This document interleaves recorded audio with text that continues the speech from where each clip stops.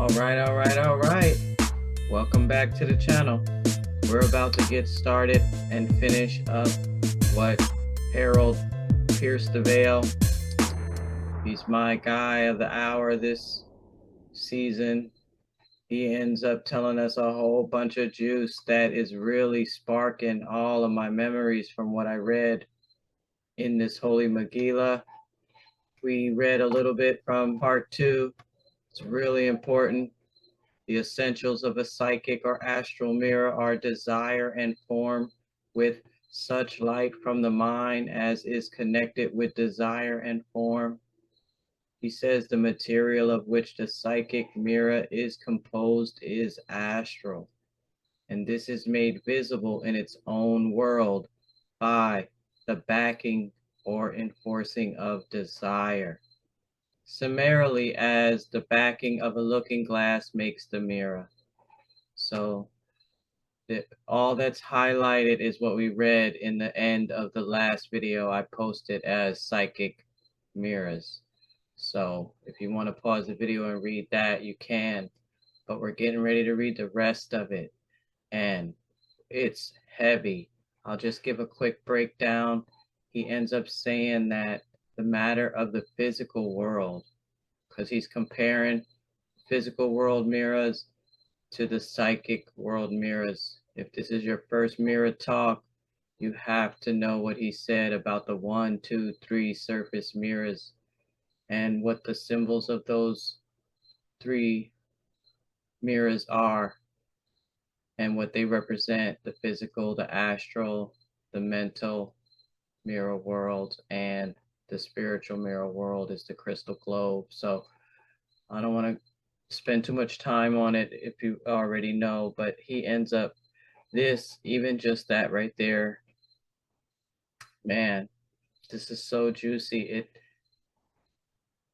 reminds me of the Essene pyramid.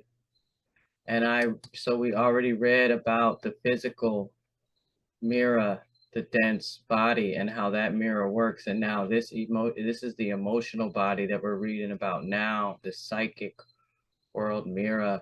And he ended up saying that the reflection in this realm or plane or strato, it's not really like a reflection, it's like a shade. He called it the shade reflections of the thoughts.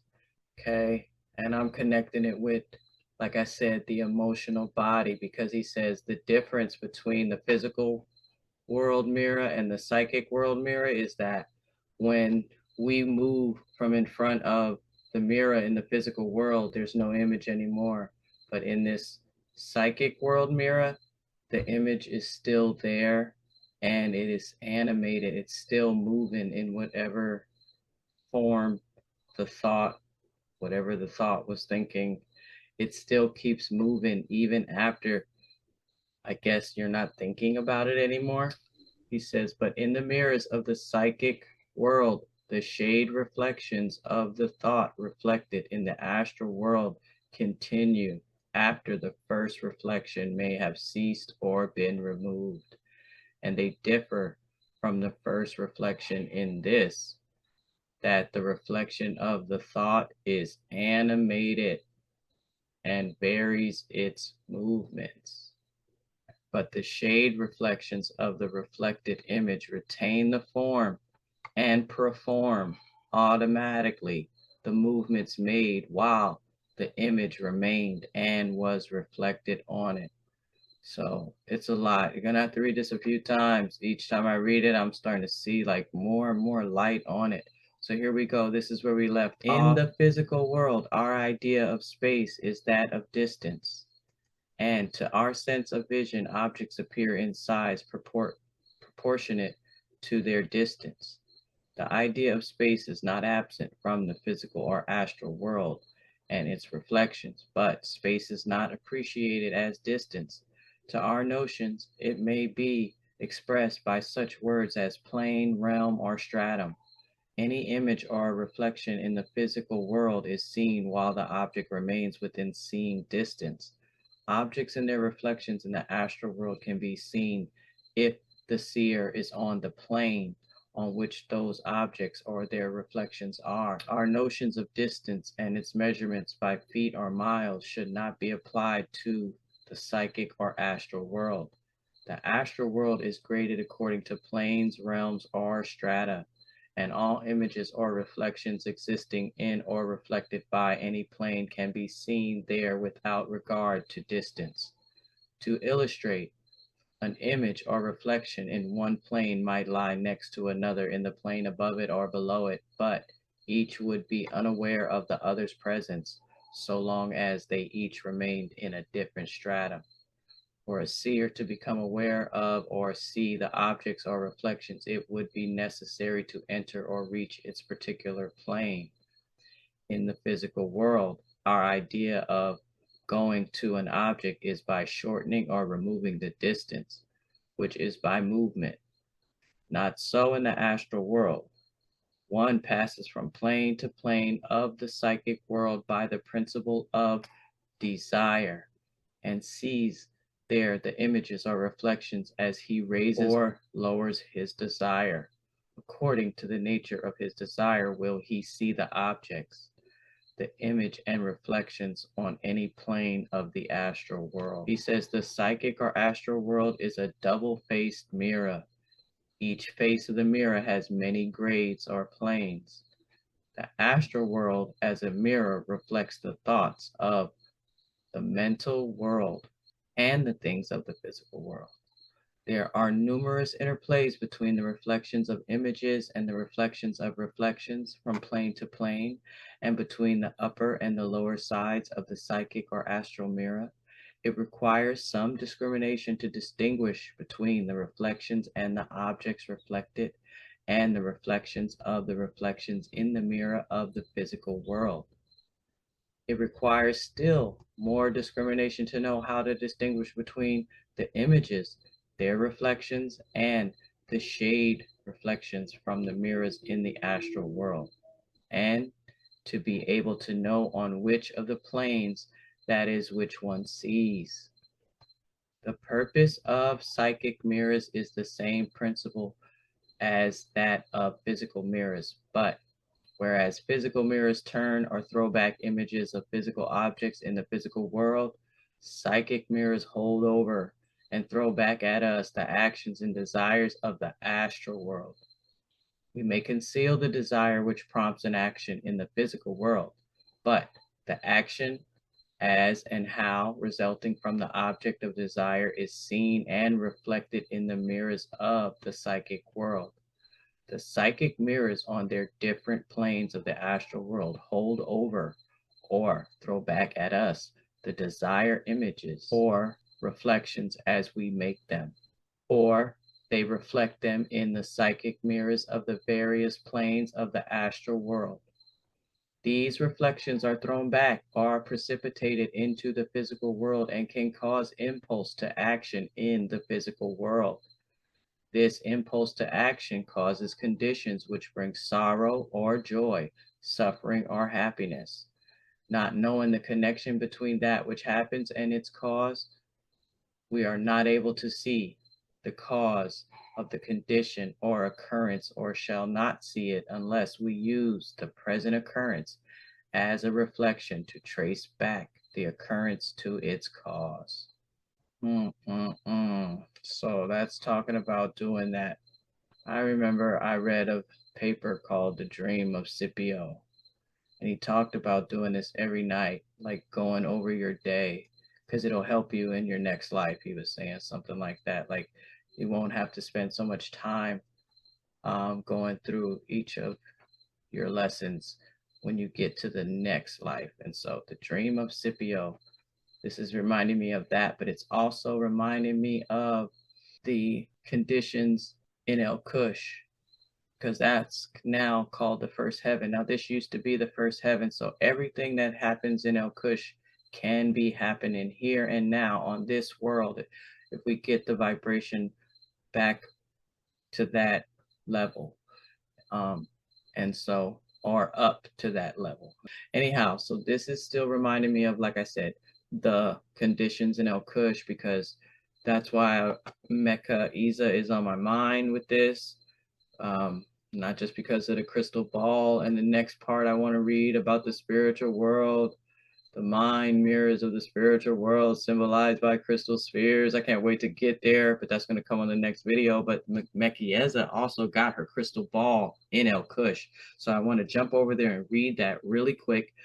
I want to read the part where she describes what it is like in El Kush and the mansions. And so I'm just going to read that really quick.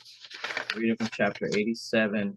Then, so we're reading now from chapter 87 out of the hard copy, the Holy Megillah Nazarene Bible of the Essene Way. And these are the words of Wizardess Mekieza. She says in verse 223, each person, for every soul is a person, a spiritual personality.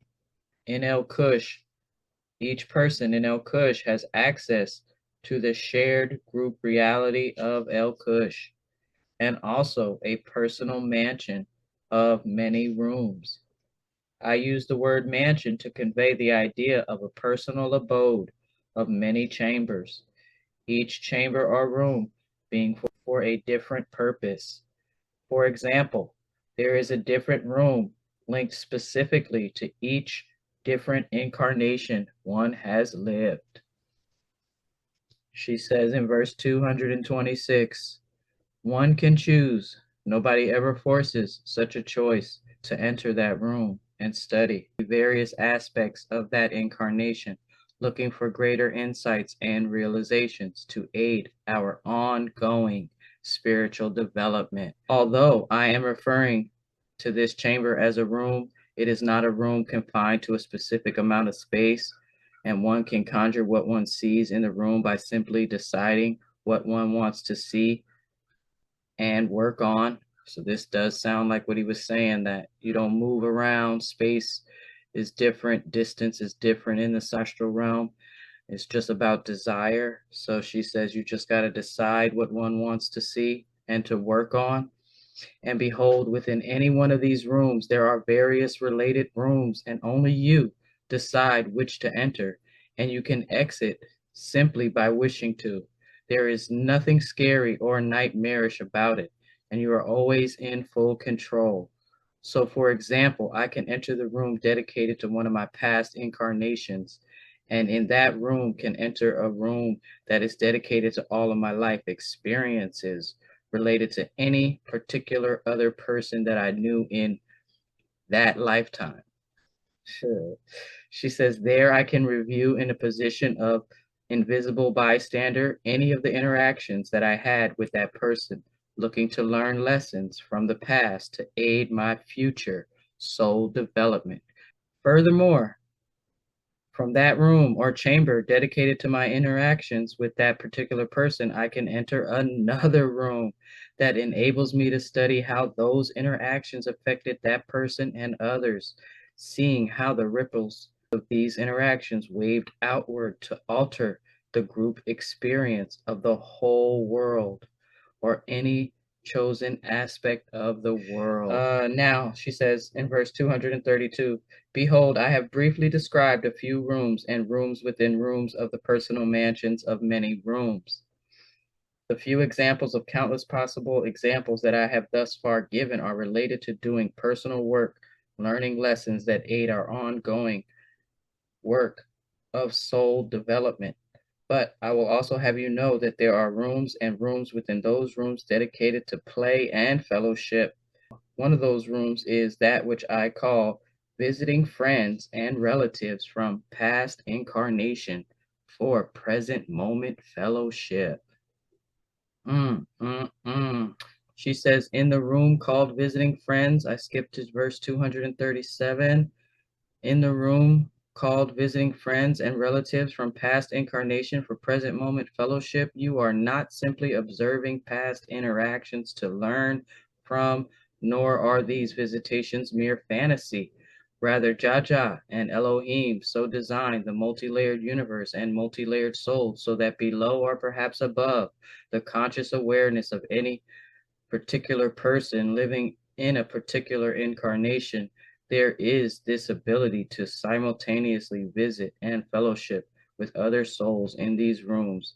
that were created for that purpose. So I can visit with my parents, children, friends, and only those that I choose to visit with, being forced to visit none. And regardless of how lengthy the visit seems to be, when I step out of the visitation room, lo, virtually no time has passed in the objective group experience world of the realm I or they currently live in.